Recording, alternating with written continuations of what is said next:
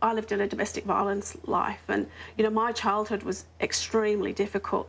And I look at my mum and I see what she went through, you know. And what did your mother go through? Oh, it was awful. I can remember everything vividly of what my childhood was like, and it was like a nightmare. Really? Yeah, it was an absolute nightmare. It was terrible to live in that environment. We had, on the outside, everyone thought we had everything. Really? But on the inside, yeah, it was a nightmare. My dad, and the worst thing was, my dad, one minute was lovely, Jekyll and Hyde, and the next minute I would wait as a little girl to listen to the way he opened the gate, and I knew the way he opened the gate, whether my mum was going to get smacked or hit that night.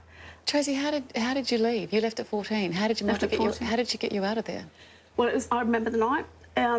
The same thing. Heard the door go. Next minute, you heard a bang at the window, and I knew. Me and my mum looked at each other, and my sister was in bed. And he came in and he said to me, "Go to bed." And as soon as I got the go to bed, it was like I said. Someone went, "Oh, she's got a sore eye. She's got a sore eye," and took me into the kitchen. And she just said, "We've got to go." And we ran where we lived. There was woods. We ran into the woods. This is like 11 o'clock at night, but you had no fear. The fear was my dad. And we ran into that woods, and we kept running. We got to one of my mum's friend's house, and she just said to me, "I'm done. I can't do this anymore. I'm done."